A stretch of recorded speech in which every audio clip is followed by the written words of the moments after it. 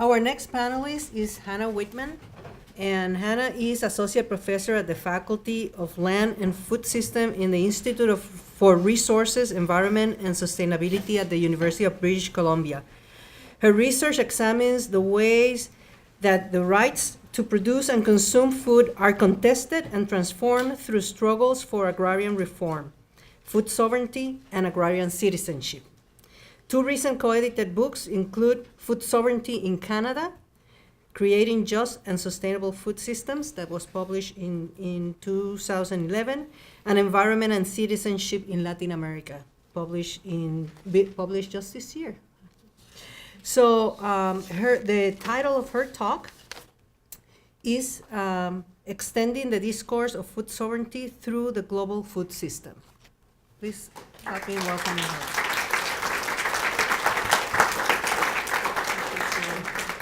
Thanks, Yvette.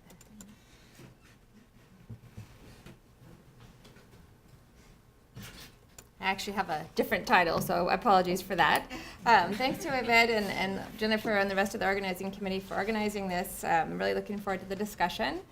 The title that I'm going to talk about is called From Protest to Policy, the Challenge of Institutionalizing Food Sovereignty. And it's actually a really good segue coming from Phil's talk, because we've talked a lot about the kind of history and evolution of the narrative and the concept of food sovereignty. And in the last decade, we're really seeing that concept come into policies and practices in really different ways across the globe. And so I want to use my time here to kind of think about what's going on globally in terms of putting these principles into action. Can food sovereignty really be institutionalized? What are the challenges and opportunities in that? And to do that, I'll kind of walk through three projects that I'm involved in, one in Brazil, one in Ecuador, and one in British Columbia, that kind of illustrate some different aspects of the challenges of food sovereignty institutionalization. So we have a context of crisis. You might see a lot of talk of food prices, of the farmland grab, of climate change. Basically, as a response to that, food sovereignty has come about as rethinking how we can redefine food systems at the global level and at different levels in different places. This is a map of all the places that the Via Campesina works. So we're talking about almost 200 social movements representing 200 million farm families, indigenous peoples, and fisher folk in really diverse situations. So we might have a farmer from Canada who has 2,000 acres of organic wheat. We might have somebody in Malawi with half an acre, or Guatemala with a quarter acre, all part of the same global social movement. So what are the principles that brings these really different folks to the table? And you can distill them down into aspects of ecological sustainability, of preserving the resource base for future food production. We can talk about distributive justice, so the ways in which resources are accessed, a socially just allocation of resources. So that includes land, but that also includes access to credit or access to education. So different ways in which farming communities in particular, and the consumers who depend on those communities, and that's that urban-rural integration piece that Phil was talking about, how they can also have access to food. Sometimes for urban people to access food fairly, farmers need to be supported in different ways.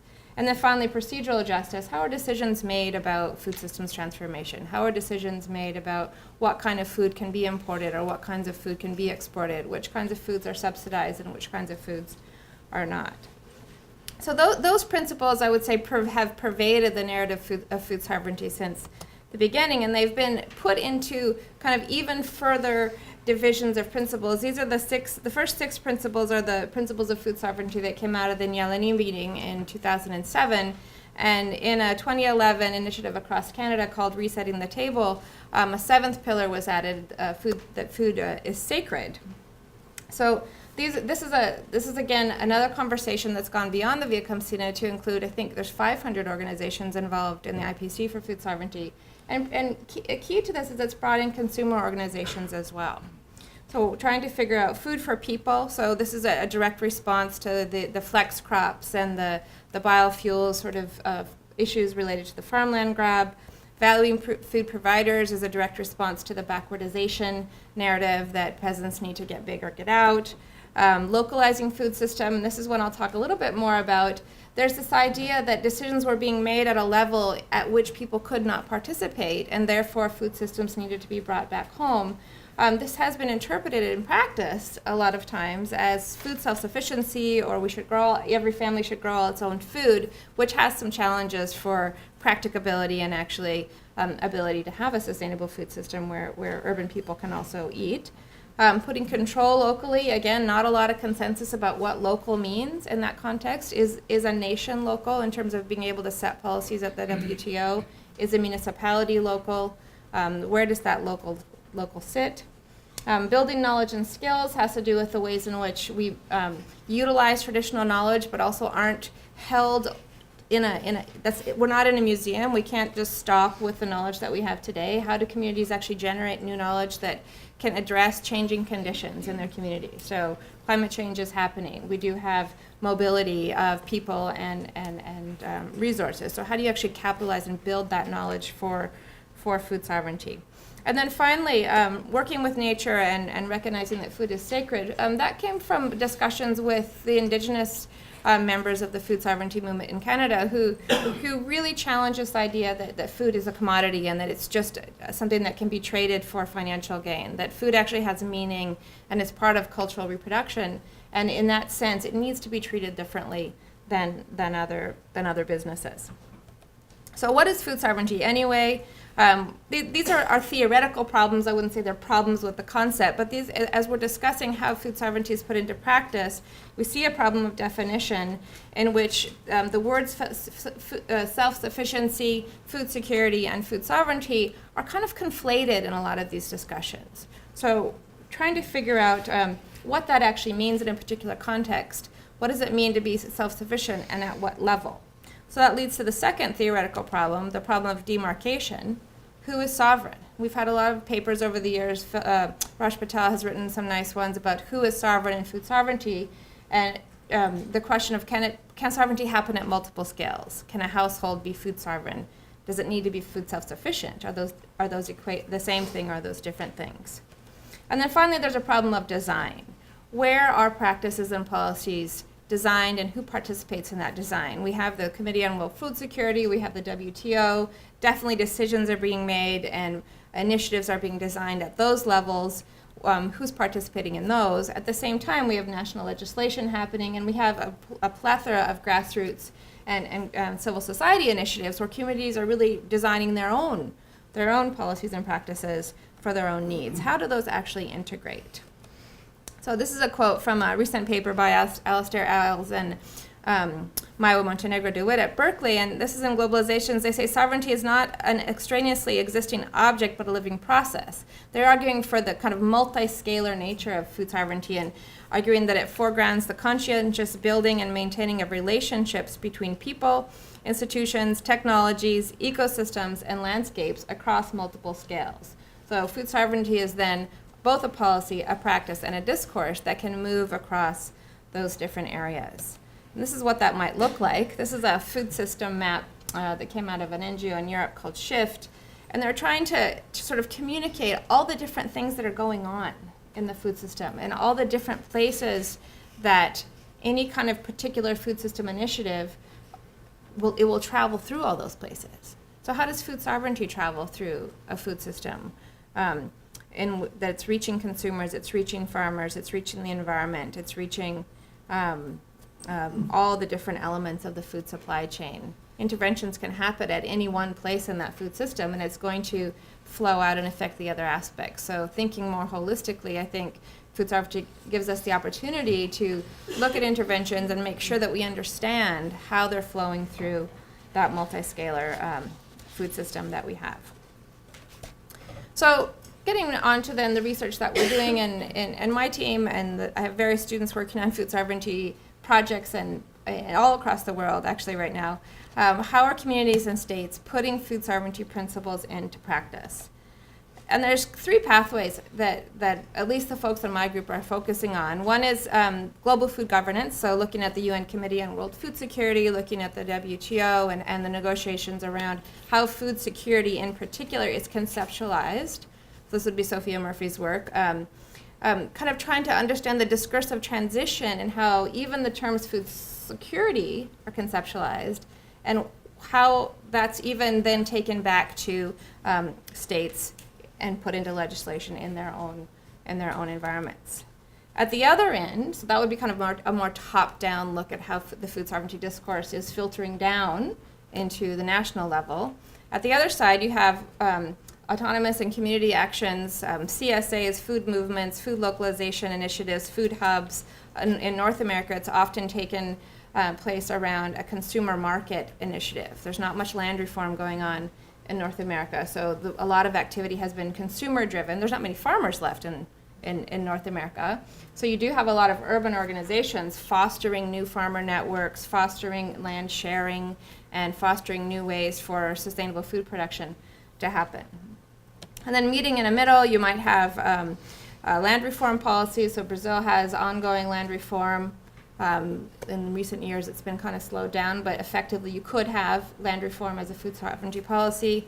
Agricultural development policies have been framed increasingly in food sovereignty terms across the globe, and there's some nutrition and education policies that have to do with food sovereignty and food literacy as well that I'll talk about. So where do we see food sovereignty being legislated? In Bolivia, Ecuador, Nepal, those are three places where the words food sovereignty have started to appear in constitutions, in laws or policy degrees, a larger number of places. This has really only happened in the last decade. I think in Peru in 2002 is the earliest appearance of the word food sovereignty in an official piece of legislation. I think that was in Peru. But not much is happening in practice. So what does that actually look like? I've recently started working in Ecuador, where in 2008 a constitutional assembly was developed around the concept of sumak kausai, or buen vivir, or good living. So this is an indigenous concept that actually looks at the co-production of society and nature and takes nature seriously, and those concepts made it into the Constitution. The word food sovereignty made it into the Constitution. Persons and community groups have the right to safe and permanent access to healthy, sufficient, and nutritional food. So that's, sounding like the official FAO food security definition. Preferably produced locally, so now we're starting to move towards the food sovereignty principles, and in keeping with their various identities and cultural traditions. The Ecuadorian state shall promote food sovereignty. So again, placing an obligation on the state to do things to support this discourse.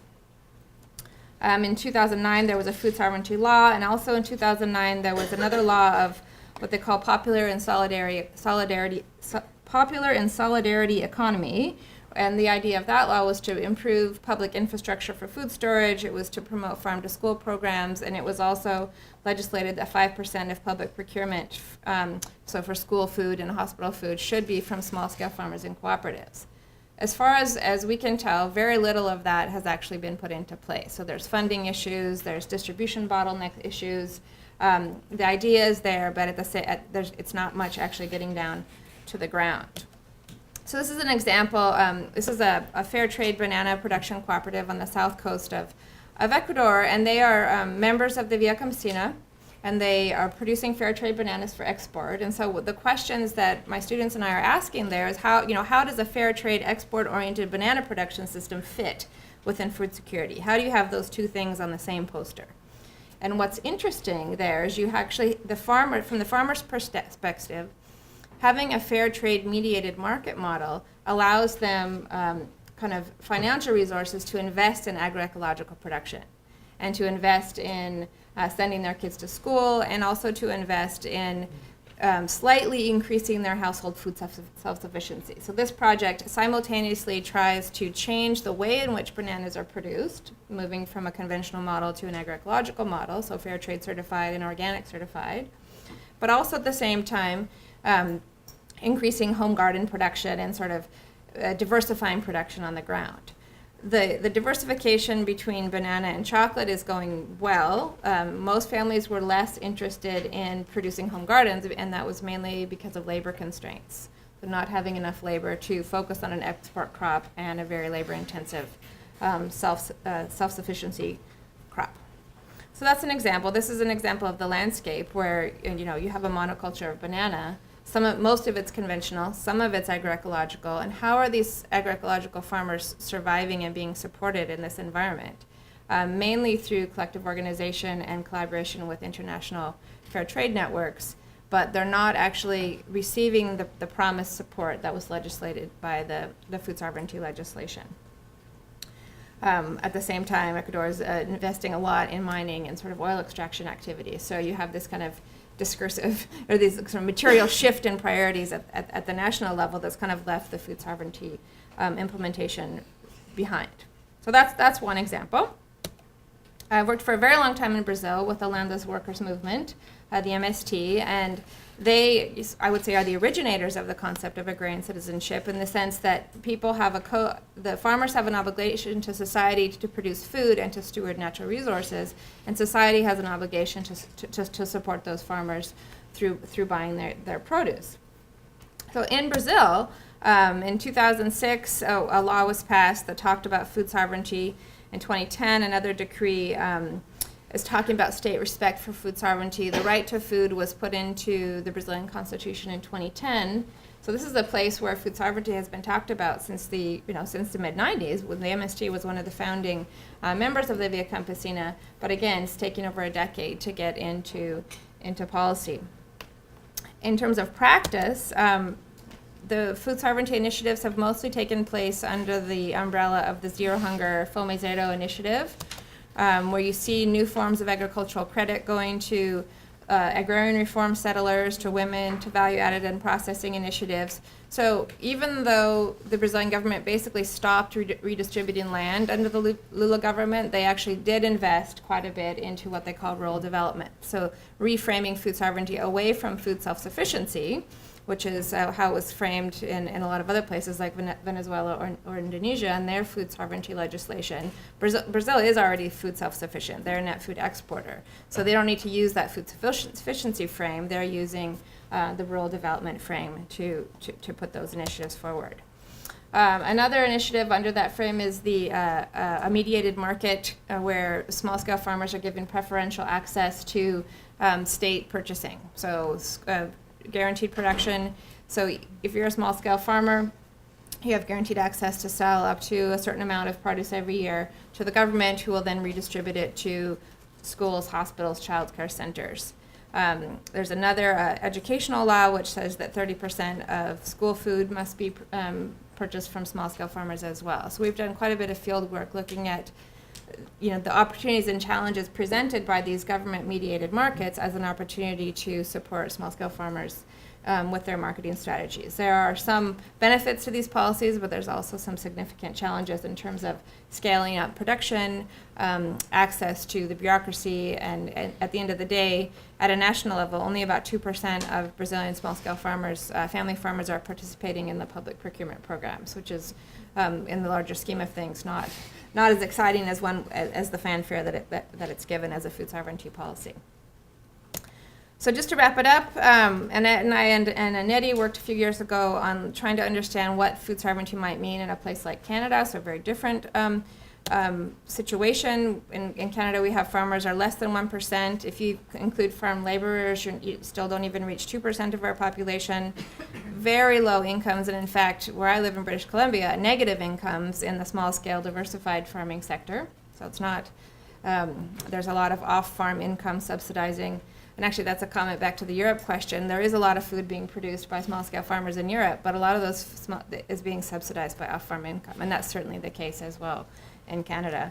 Rising farmland values and land consolidation. Where I live in British Columbia, farmland can go for $300,000 an acre because it's being priced as residential, even though it's in the agricultural land reserve and can't be developed. Food insecurity and food injustice. Still have a lot of food insecurity in Canada, and lots of environmental degradation, particularly in indigenous food sheds, so areas that wouldn't necessarily be classified as agricultural land, but have for thousands of years been sources of food for indigenous populations. So really different issues faced by food sovereignty proponents in Canada, and this is a place where there isn't legislation. So when we talk about institutionalizing food sovereignty in the absence of legislation, what does that actually mean? So the example that I'll conclude with is a group that I'm involved with in British Columbia called the Indigenous Food Systems Network. It has a working group on Indigenous food sovereignty. which actually takes really seriously this idea that much of the land that we have in Canada today is unceded Indigenous territory. And in fact, there are 65 First Nations currently in treaty negotiations in British Columbia, and much of the land that they're negotiating is kind of zoned either as agricultural land or it's zoned as land for oil and gas extraction. And so you have this competing sort of economic orientation to land that's being negotiated. You're actually negotiating Indigenous sovereignty, and one of the ways that First Nations are able to demonstrate their sovereignty is showing how they have traditionally used these areas as food sheds.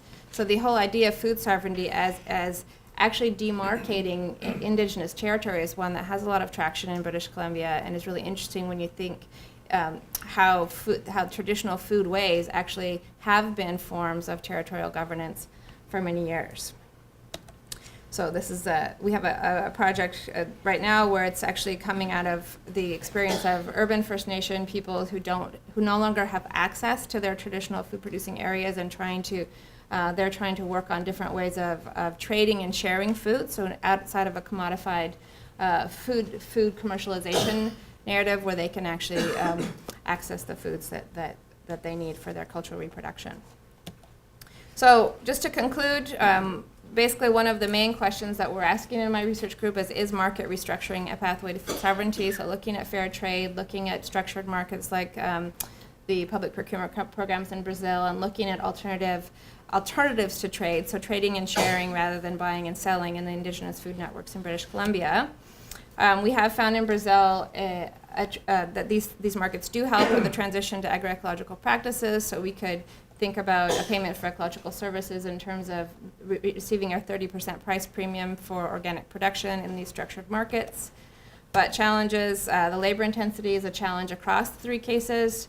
Most farms have 2 people left, and even then, one of those persons might work part-time off the farm. Very little technical assistance is available when you have been a farm laborer and you receive a piece of land, or you're an urban person in British Columbia and have never been a farm. How do you actually learn to farm in a sustainable way when local ecological knowledge actually isn't present around your farming system? What about consumer willingness to pay? So a lot of this transition to agroecology is premised upon the existence of a market for agroecological production. And when that market in North America is limited to people who are willing to pay very high prices, how do you actually expand access to healthy food beyond a small niche? Coordinating supply and demand is a challenge across those 3 cases. These are some quotes from the Brazil case. We have 3G but no roads.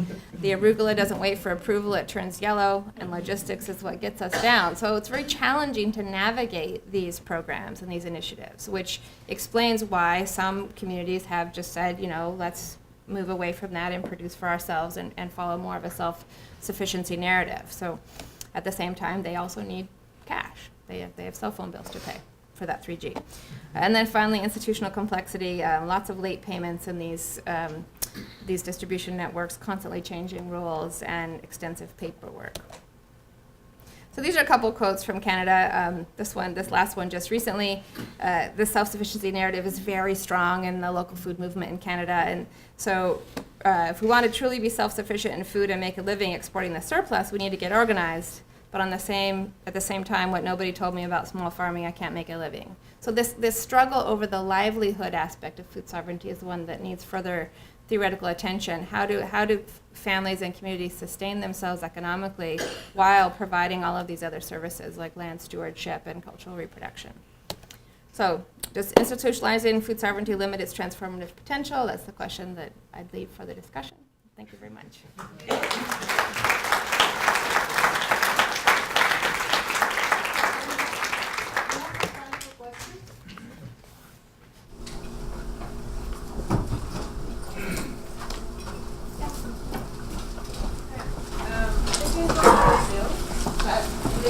Brazil.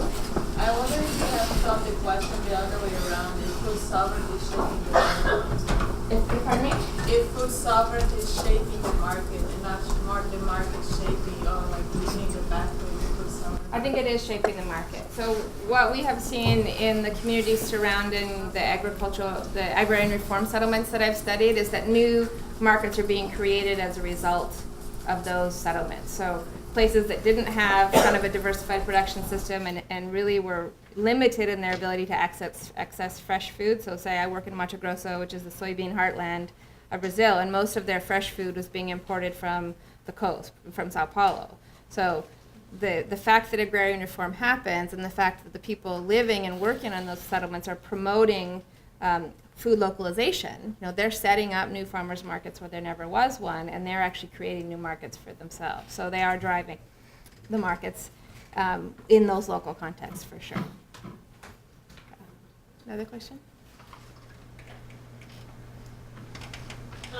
Another Brazil question? Yeah. While we're on that topic, I just wonder if you could reflect on the kind of earlier generation Belo Horizonte, like the World Social Forum, kind of urban food movements in Brazil that maybe in some relationship to the rural kinds of settings you're studying now, historically in terms of Brazil as a kind of crucible for emerging food sovereignty and food. Yeah, I mean, I've never worked in Belo Horizonte, and the place where I've done most of my field work, which is Western Sao Paulo and Mato Grosso, there isn't really an urban food movement at all. And what's interesting about the Belo Horizonte case, from what I understand from people's work like Jahi Chappelle, is there was actually a really strong nutrition and food policy council that were really looking at the issues of urban food insecurity. Right. And so they were premised. They started from the position of urban people need access to food, so let's see if we can grow some in community gardens and expand that into urban agriculture. And you see that same narrative here a lot in North America. So there's lots more connections with what's going on in Belo Horizonte and what's going on in Vancouver and Toronto than there is with what's going on in Belo Horizonte and what's going on in Mato Grosso, which is really interesting. That is so interesting. But one way that has actually come together in Brazil is in this public procurement program, which came out of the CONSEA, if I can translate, the National Council on Food Security and Nutrition, which has been around for 20 years or so and off and on in different forms in Brazil. And they were the ones who actually got together with rural social movements and said, okay, we have this issue of urban food insecurity and we have this issue of rural development. Let's put them together into this public procurement program. So the rural movements had always been wanting a guaranteed market as a food sovereignty principle. And so it was basically due to the political strength of the urban nutritionists that policy got put into Fome Zero in 2003. Yeah. Any more? Okay, thank you very much.